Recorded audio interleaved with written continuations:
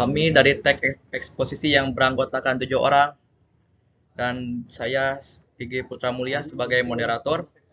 Dan ini ada rekan-rekan saya dan akan saya sebutkan yang pemateri pertama ya saudari Anis Sulasri, pemateri kedua Gagas Sastra, pemateri ketiga Bagus Dibirisnali, pemateri keempat Rapli Radiansa, pemateri kelima Repandara Rizky, dan pemateri keenam Saudari Isma Menawati.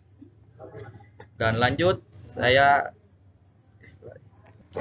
untuk pemateri ke-1 kepada Saudari Ani Sulasi dipersilahkan.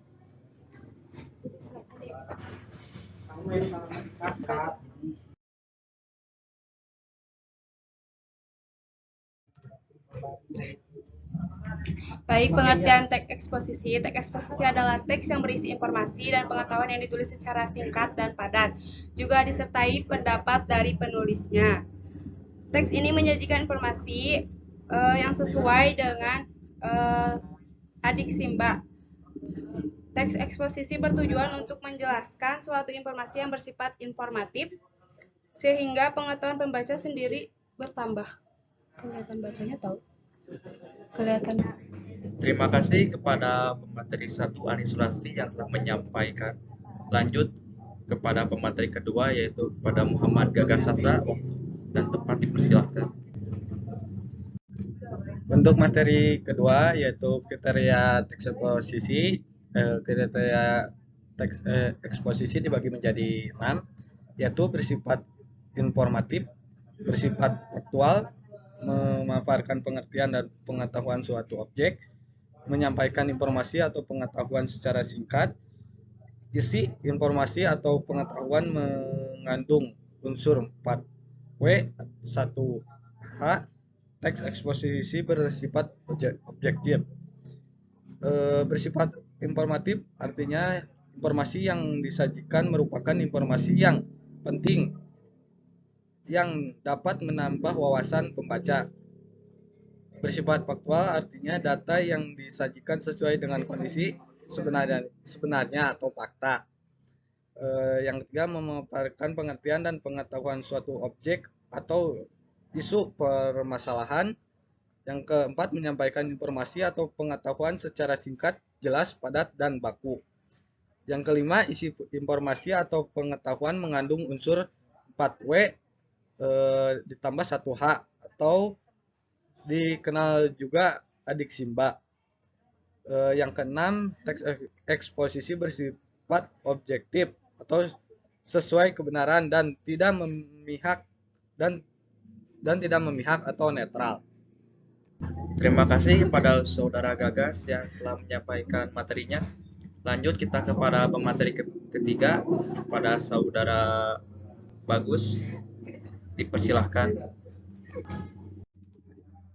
Materi selanjutnya yaitu jenis-jenis eksposisi. Jenis-jenis eksposisi ada 6. Yang pertama, eksposisi definisi, proses, ilustrasi, pertentangan, laporan, kemudian perbandingan. Eksposisi definisi yaitu teks eksposisi yang akan memaparkan definisi atau pengertian suatu topik tertentu. Kemudian ada eksposisi proses. Eksposisi proses yaitu berisi tahapan-tahapan atau cara-cara untuk melakukan sesuatu dari awal hingga ke akhir. Selanjutnya ada eksposisi ilustrasi.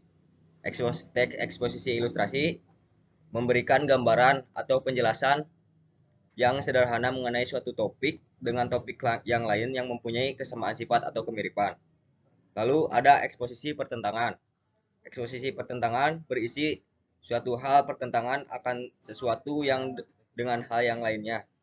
Lalu kemudian yang kelima ada eksposisi laporan. Teks eksposisi laporan yaitu suatu teks yang akan memberikan laporan dari sebuah peristiwa atau penelitian tertentu. Dan yang terakhir ada eksposisi perbandingan, yaitu suatu teks eksposisi perbandingan berisi ide atau gagasan utama yang dipaparkan dengan cara membandingkan suatu hal dengan hal yang lainnya. Terima kasih kepada Saudara Bagus yang telah menyampaikan materinya. Lanjut kita ke pemateri selanjutnya yaitu kepada Saudara Rapli Radiansah. Dipersilahkan. Perkenalkan, nama saya Raffi Radiansyah, pemateri keempat tentang struktur teks eksposisi. Pada struktur teks eksposisi terdapat 3 bagian, yaitu tesis, argumentasi, dan penegasan ulang. Pada tesis, atau bisa disebut juga gagasan utama, yang berisi inti informasi atau pengetahuan yang akan disampaikan.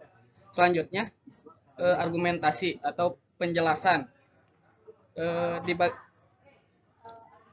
Di bagian ini, penulis menjabarkan latar belakang pemilihan gagasan utama berdasarkan fakta yang memperkuatnya. Dan seterusnya, penegasan ulang atau simpulan. Bagian ini merupakan struktur penutup yang berisikan simpulan secara singkat dan jelas. Terima kasih. Terima kasih kepada Saudara Rapli yang telah menyampaikan. Lanjut kepada pemateri selanjutnya, yaitu kepada Saudara Repan. Perkenalkan, nama saya Repandara Rizky. Di sini saya akan menjelaskan tentang diksi pada teks eksposisi. Diksi artinya pilihan kata yang tepat dan selaras dalam penggunaannya untuk mengungkapkan gagasan sehingga diperoleh efek tertentu seperti yang diharapkan. Pemilihan kosakata dan diksi yang jelas sangat mempengaruhi bentuk tulisan dalam teks eksposisi. Adapun diksi dalam teks eksposisi yaitu 1. Menggunakan kata-kata denotatif, yaitu kata yang bermakna sebenarnya. Kata itu belum mengalami perubahan ataupun mengalami perubahan makna.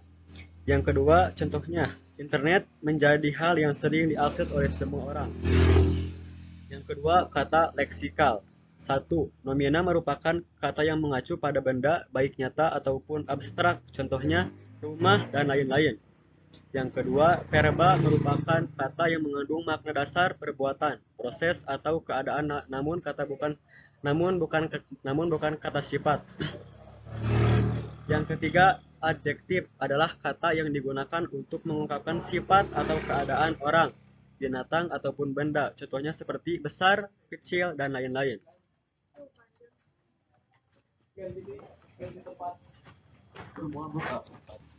Terima kasih pada Saudara Repan yang telah menyampaikan materinya.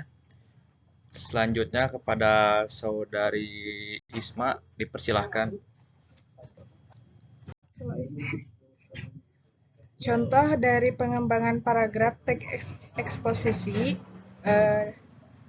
dalam struktur teks. Tesis, contohnya, internet menjadi hal yang sering diakses oleh semua orang. Internet adalah sistem komunikasi yang saling terhubung jaringannya dan digunakan sebagai media komunikasi di bidang pendidikan, hukum, ekonomi, dan bidang lainnya. Contoh dari pengembangan paragraf teks eksposisi dari struktur argumentasi, contohnya, internet memiliki banyak manfaat.